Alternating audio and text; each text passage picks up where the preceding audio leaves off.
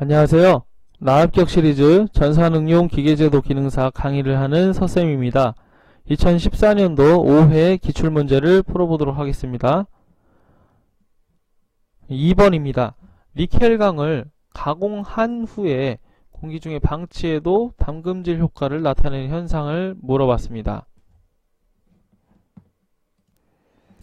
그래서 강을 가공한 후에 가공 후에 담금질 효과라고 하면 강도나 경도가 증가하는 현상을 이야기하겠죠.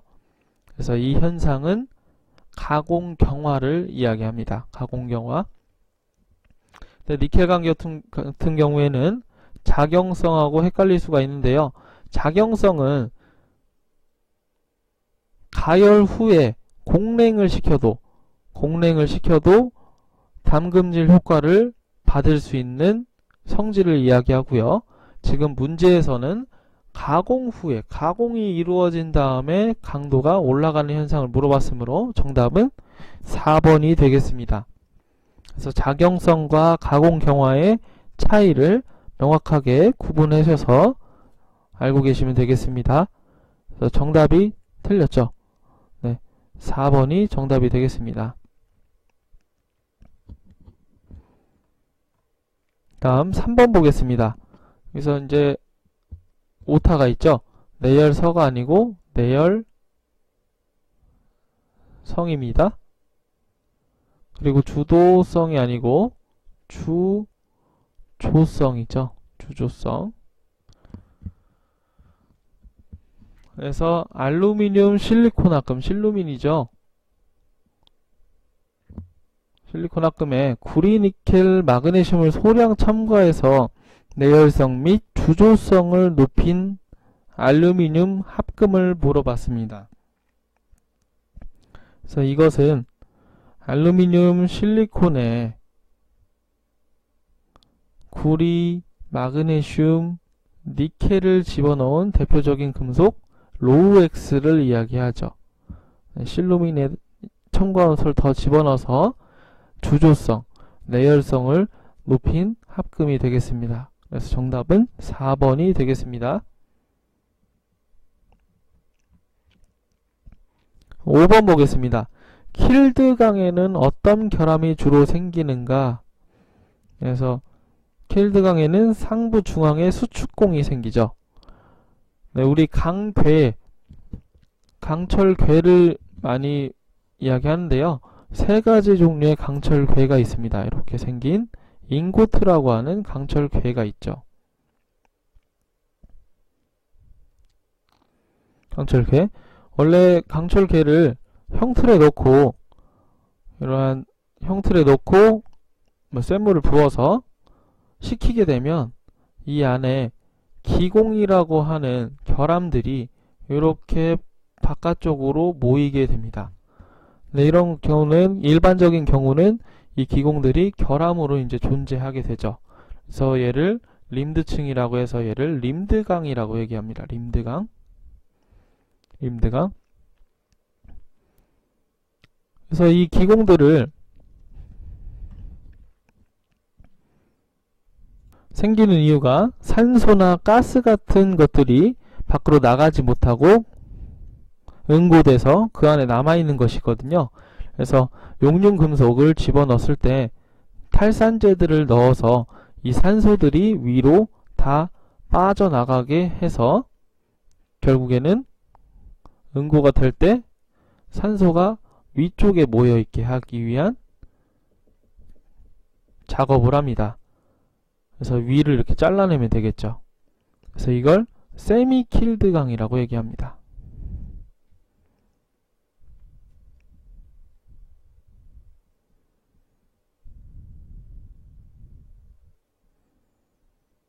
탄소를 다 죽여 없앴다는 얘기죠. 킬드강.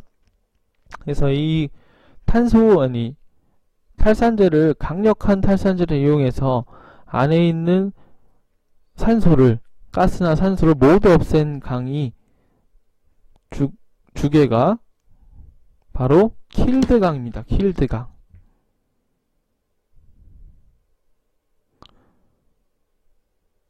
그래서 강의 품질을 높이는 것이죠.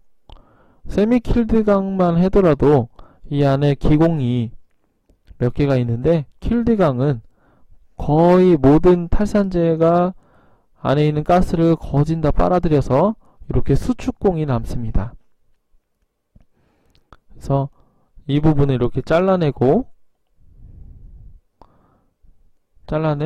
거의 반쯤의 부분만 강철을 얻는 것이죠. 대신 여기에 얻어진 킬드강에 얻어진 강철의 품질은 이제 결함이 거의 없어서 품질이 매우 높은 품질을 유지하고 있습니다. 그래서 킬드강에는 주로 수축공이라고 하는, 상부 중앙에 수축공이라고 하는 가스가 모여서 한 번에 밖으로 방출하게 되므로 이로 인해서 응고가 되면 수축공이 생기는 결함이 존재하게 됩니다. 정답은 4번이 되겠습니다.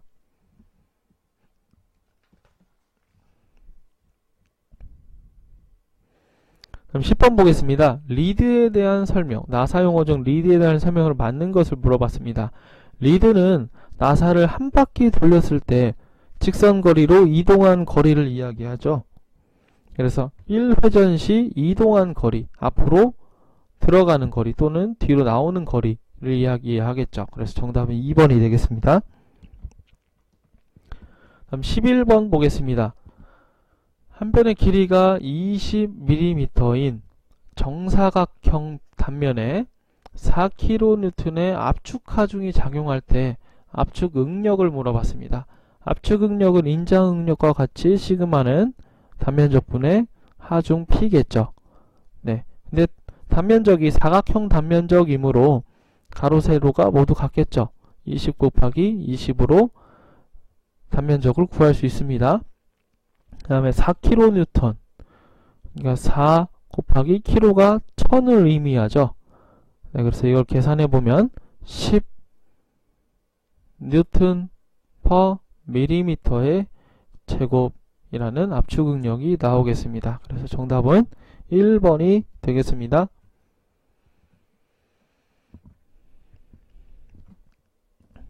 그럼 13번 보겠습니다. 세 줄 나사에서 피치가 2일 때 이 나사를 6회전 시키면 얼마를 이동하는가 라고 했습니다. 먼저 리드를 먼저 구해야겠죠. 리드는 줄수 곱하기 피치죠. 피치. 그래서 이 나사의 같은 경우에는 줄수가 3줄이고 피치가 2이므로 6. 리드가 6mm인 나사입니다. 그러니까 다시 얘기하면 한 바퀴 돌렸을 때 6mm를 전진한다는 얘기죠. 이동한다는 이야기죠.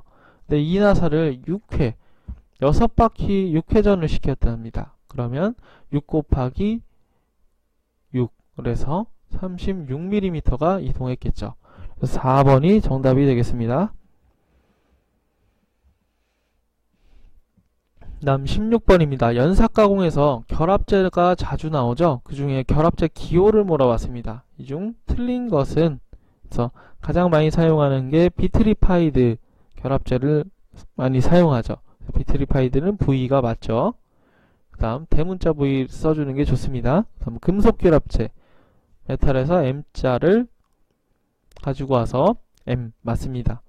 그 다음 셀락 결합제 E 맞죠. 레지노이드 결합제는 R이 아니고 B가 되겠습니다. 그래서 결합제 종류, 이 4가지 종류는 꼭 외워두시길 바랍니다. 그래서 정답은 4번이 되겠습니다.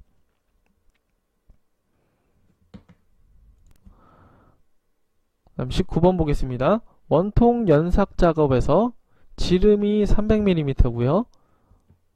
공작물을 연삭할 때 원주 속도는 1500mm per minut입니다. 여기에서 회전수를 물어봤습니다.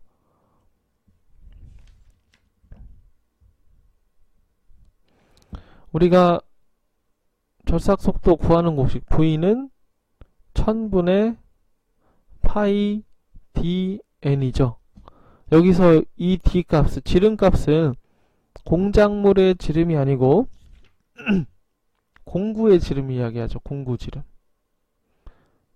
연삭숙돌의 지름은 여기 200mm가 아니고 300mm인 걸 꼭 유의하시기 바랍니다. 그래서 회전수를 물어봤으니까 n으로 정리해야겠죠. n은 파이 d분의 1000 v가 되겠죠. 네, 각 값을 대입을 하면 파이는 3.14가 되겠고요. 다음 d, 공작물 지름이 아니고 공구 지름을 이야기하는 거죠. 300 분의 1000 곱하기 v, 절삭 속도가 되겠죠. 1500m/min. 이것을 계산기로 계산하면 1592.36, 90.36 얼마가 나옵니다. 다시 써볼까요? 1592.3 얼마가 나옵니다. 정답은 2번이 되겠습니다.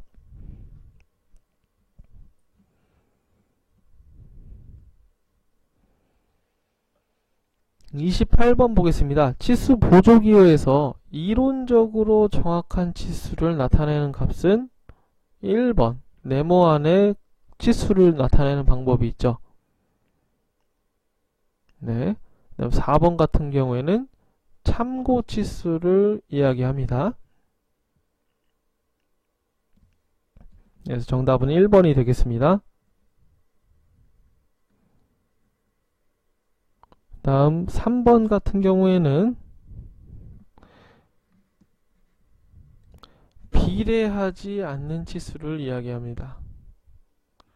척도에 따라 비례하지 않는 치수를 이야기합니다. 관련된 문제를 한번 풀어볼까요? 30번 보겠습니다. 도면과 같이 25m에 그은 선, 이걸 얘기하는 거죠. 이것이 의미하는 게 비례하지 않는 치수를 이야기합니다. 정답은 4번이 되겠습니다. 다음 32번 보겠습니다. 표면 거칠기 기호 중에 제거 가공을 필요로 하지 않은 경우, 제거 가공을 하지 않는 경우 기호를 맞는 것은 3번이 되겠죠. 근데 답이 잘못 나왔네요. 그래서 3번으로 바꿔주시기 바랍니다. 그럼 33번 보겠습니다. 줄무늬 방향 기호에서 가공에 의한 컷의 줄무늬가 교차 또는 무방향을 이야기하면 M자죠. 그렇죠? C는 동심원 모양, X는 두 방향이 교차되는 것, R은 방사선 모양, 방사선 모양을 얘기하죠. 그래서 정답은 1번이 되겠습니다. 다음 34번 보겠습니다. 재료기호 SM10C에서 10을 바르게 설명한 것은 이라고 했습니다. SM이라고 하면 기계 구조용 탄소강을 이야기하고, 그래서 C는 탄소 함유량을 이야기하죠. 얼마나 함유되어 있냐 하면 10이라고 하는 건 0.1 정도가 평균적으로 %가 들어있다는 얘기죠. 그래서 탄소 함유량 0.13%가 들어있다고 해석할 수 있습니다. 그래서 정답은 4번이 되겠습니다.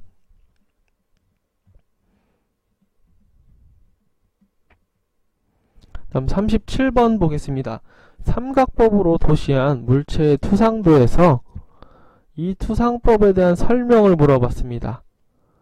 네, 그럼 한 가지씩 보도록 하겠습니다. 1번, 눈 투상면 물체의 순서로 놓고 투상한다 라고 했는데, 우리 4분면 한번 그려보면 삼각법은 물체를 여기다 두는 것이죠.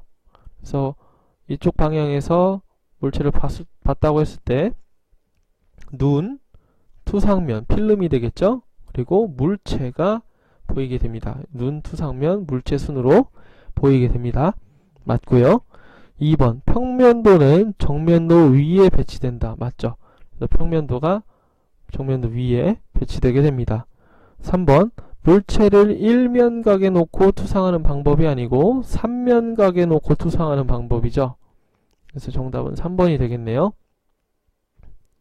다음 배면도 위치는 가장 오른쪽에, 이쪽에 배치한다. 맞습니다. 그래서 정답은 3번이 되겠습니다. 다음 39번 보겠습니다. 길이치수, 치수 공차 표시 방법으로 틀린 것을 물어봤습니다. 하나씩 보면 위치수 허용차와 아래치수 허용차가 적혀져 있죠. 그래서 이렇게 플러스 마이너스로도 표시할 수 있고요. 하지만 1번과 같이 작은 치수가 위에 가게는 하지 않습니다. 작은 치수를 아래에, 큰 치수를 위에다 적용합니다. 그래서 정답은 1번이 되겠습니다. 40번 보겠습니다. 구멍의 치수가 나와 있고요. 축의 치수가 나와 있습니다. 이 중에서 최대 젬쇠, 조임이 가장 크게 일어날 때, 그렇다면 최대 젬쇠가 일어나려면 구멍이 가장 작아야겠죠. 그리고 축이 가장 클 때 최대 젬쇠가 일어날 것입니다. 그렇죠? 그래서 이걸 계산해 보면 구멍이 가장 클 때 기준치수에서 위치수, 축의 위치수 허용차를 더한 값 50.033이 되겠죠. 빼기 구멍의 가장 작은 값 기준치수에서 아래치수 허용차를 더한 값 50.005를 빼주게 되면 이 값이 0.028이 되겠죠. 그래서 정답은 2번이 되겠습니다.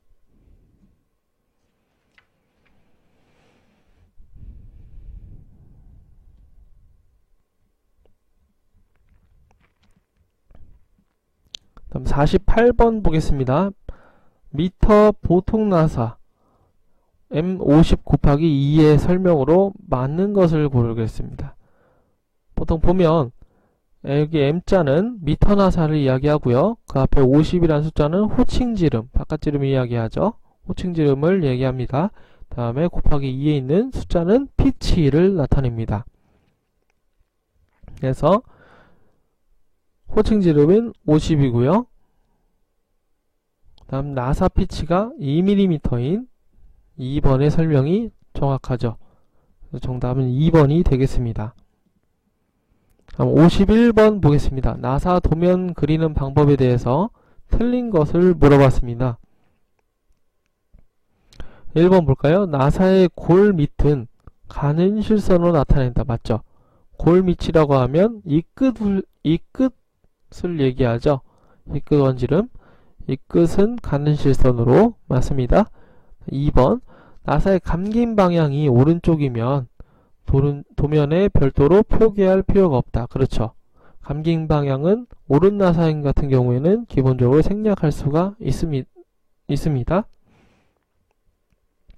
다음 3번 수나사와 앞나사가 결합되어 있는 나사를 그릴 때는 앞나사 위주가 아니고 수나사 위주로 그립니다. 정답은 3번이 되겠습니다.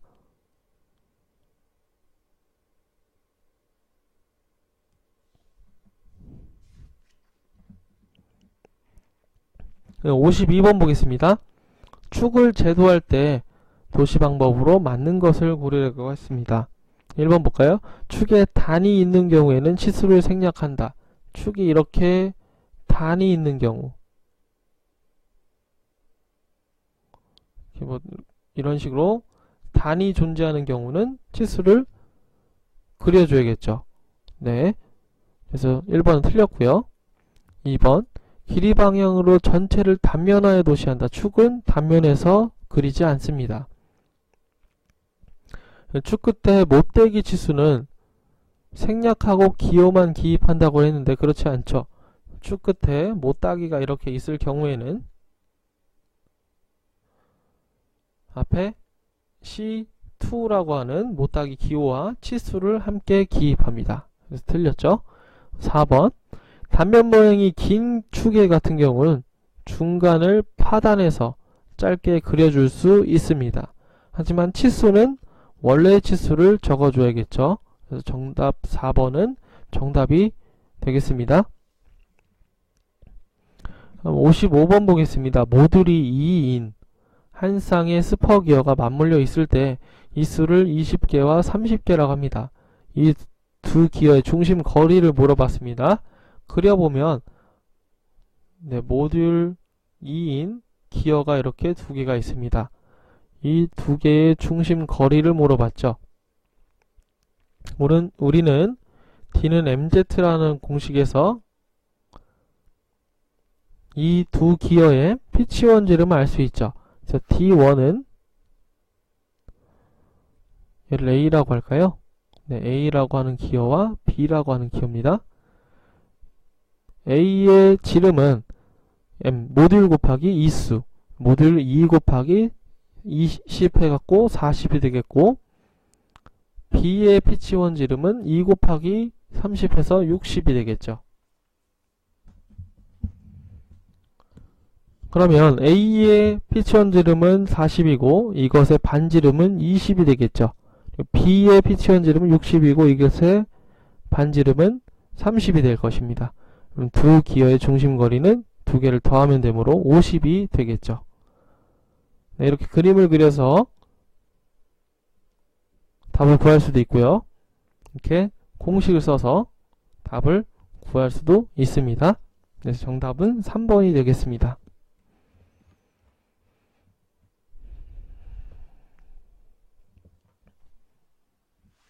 57번 보겠습니다.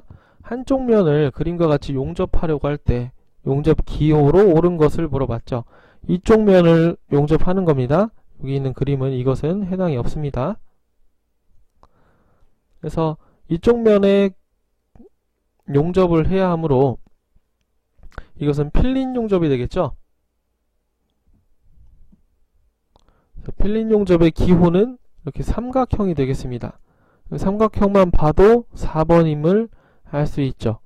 그러면 추가적으로 더 보자면 필린 용접에서 실선 부분에 필린 용접이 있다는 얘기는 화살표 쪽에 용접을 하라는 이야기죠. 그렇죠? 그래서 이 부분에 용접을 하는 것과 방향이 일치합니다. 정답은 4번이 되겠습니다.